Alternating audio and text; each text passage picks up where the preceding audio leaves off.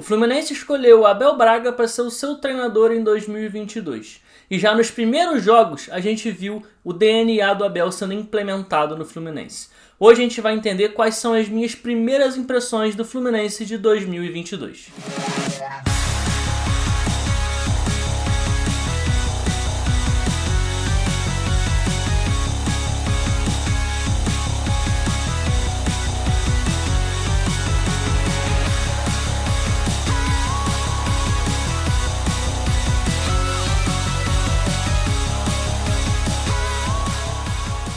Fala galera, Bruno Pet na área para mais um vídeo e hoje para falar do Fluminense, as primeiras impressões táticas do início do trabalho do Abel Braga no tricolor do Rio de Janeiro. E essas ideias do Abel já ficaram bem claras no primeiro clássico do ano, no Fla-Flu, em que o Fluminense ganhou por 1-0.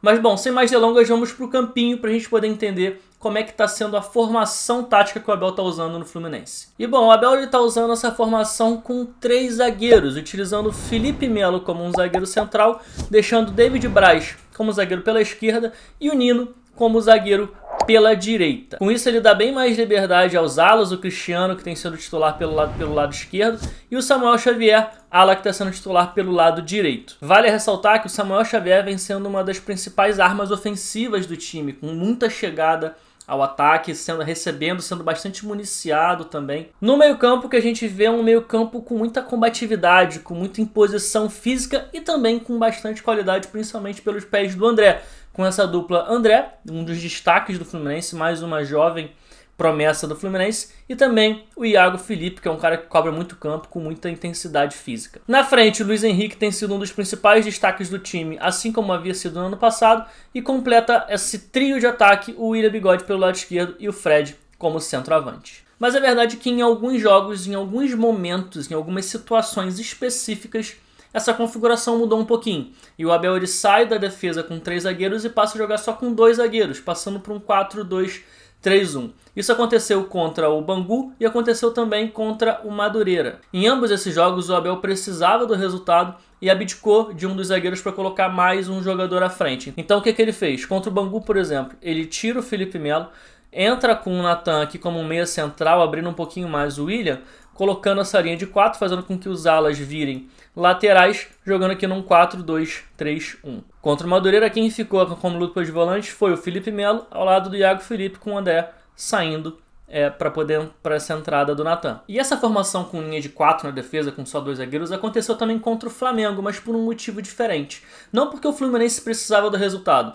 mas por uma leitura tática do Abel que foi bem interessante, tendo em vista que o Flamengo estava dominando a região do meio-campo, achando muito espaço entre as linhas de marcação do Fluminense. Então o Abel ele tirou o Felipe Melo da posição de zagueiro central, empurrou para o meio-campo para poder povoar mais aquela região e impedir com que os meios do Flamengo tivessem liberdade por ali. Vamos falar agora então de como esse time gosta de construir o seu jogo quando tem a bola. E a primeira coisa que a gente tem que falar é que a saída de bola é feita normalmente em 3+2, com os 3 zagueiros, o Felipe Melo sendo zagueiro central, David Braz na esquerda e Nino na direita, e os 2 volantes um pouco mais à frente, mas quase sempre com o Iago Felipe numa altura um pouco à frente do André. O André é um volante que fica um pouco mais para ajudar na saída, e o Iago Felipe muitas vezes se manda um pouquinho mais, às vezes até essa saída fica em 3+1 ao invés de 3+2, dependendo do posicionamento do Iago Felipe. Além disso, às vezes o Felipe Melo também, dependendo do seu adversário, não pressionar a bola com muita gente, o Felipe Melo ele sai da linha dos 3, avança um pouco para poder receber essa bola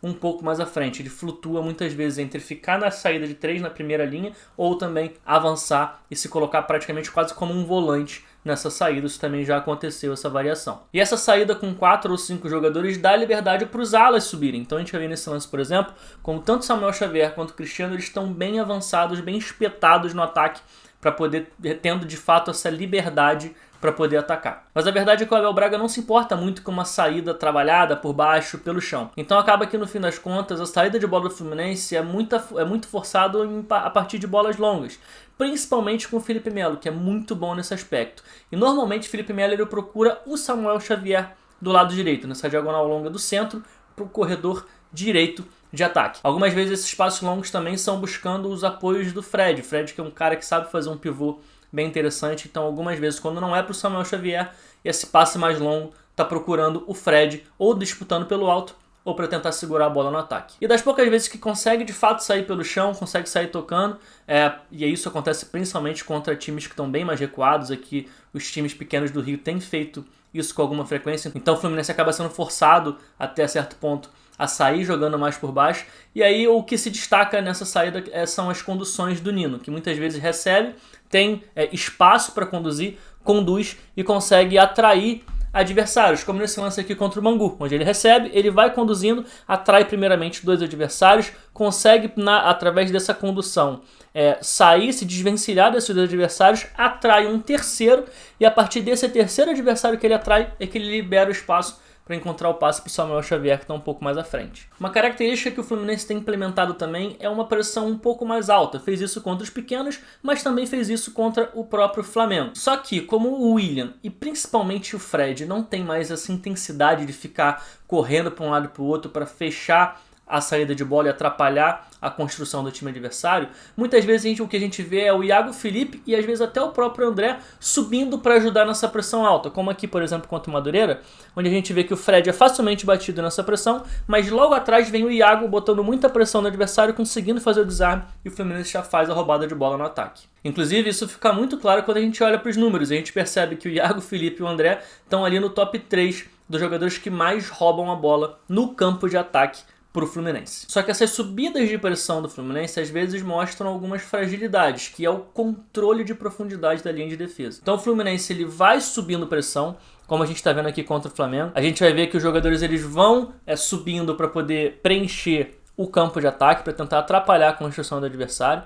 Só que o Flamengo consegue trabalhar bem a bola, encontra o volante ali, o Arão, com liberdade, e o Iago Felipe até tenta pressionar ali para evitar que ele faça o lançamento longo, mas o Arão consegue encontrar um bom lançamento longo nas costas da linha de defesa para o Gabigol, atacante do Flamengo, e que vai sair na cara do goleiro nessa jogada. Então a defesa tem alguma dificuldade de conseguir controlar a profundidade nessas vezes em que sobe pressão. E isso não aconteceu só contra o Flamengo. A gente vai ver que o Audax, que é um time que tem muito menos qualidade técnica no seu elenco, também conseguiu fazer isso. É que o Fluminense sobe pressão, tem 7 jogadores do Fluminense pressionando o Audax no campo de ataque, mas o adversário consegue ali, a partir de um drible, sair da pressão e encontrar um passe de novo nas costas da linha da defesa, e o jogador do Audax acaba saindo ali na cara do gol. Não faz o gol, mas foi uma boa oportunidade para o adversário a partir desse mau controle de profundidade da linha defensiva do Fluminense. Um outro aspecto é que o Abel ele gosta muito da marcação por encaixes, ou seja, a marcação com referências individuais. E isso atrapalha muito o adversário, coloca muita pressão na bola. O Nino é muito bom nisso, o André é muito bom nisso, o Iago Felipe. O Fluminense tem jogadores que de fato se dão muito bem com esse tipo de marcação, só que quando isso não funciona é muito facilmente manipulável, como a gente viu em alguns lances contra o Flamengo, que o Flamengo a partir de toques curtos no clássico e troca de passe ali, tabelas curtas, conseguiu ali dar uma bagunçada legal no setor direito do sistema defensivo do Fluminense e conseguiu encontrar algumas boas oportunidades de gol por ali. Então o Abel ele gosta dessa marcação por encaixe, o elenco te garante que isso possa funcionar bem, mas quando tem algum problema, a linha defensiva se embaralha muito e pode criar problemas para o Fluminense ao longo da temporada. Em termos individuais, o principal jogador desse time do Fluminense continua sendo o Luiz Henrique, que já tinha feito uma temporada de 2021 muito boa e continua fazendo uma excelente temporada em 2022. Se a gente pegar aqui os principais números ofensivos do time do Fluminense, a gente vai ver que o Luiz Henrique está ali nas cabeças de quase todos eles. Ele é o jogador que mais criou chances para o time nesse início de temporada, o jogador que mais finaliza, o jogador que mais dá passe-chave, então talvez seja a principal peça aí que o Abel conta na temporada do Fluminense para ser um dos jogadores mais decisivos e importantes. E por último eu queria falar um pouquinho dos reforços. O Fluminense se reforçou muito para 2022, eu queria só dar um panorama geral de como está sendo a utilização desses jogadores. O primeiro deles, o Felipe Melo, está sendo titular absoluto do time, sendo muito importante, sendo um dos líderes desse elenco do Fluminense. Cristiano também já chega como titular, está sendo o ala esquerda, tem feito partidas bastante interessantes. O William Bigode também é titular do time, tem jogado com bastante frequência. O Natan, que era um cara que eu colocava muita expectativa, ainda não conseguiu se firmar nesse iniciozinho de temporada.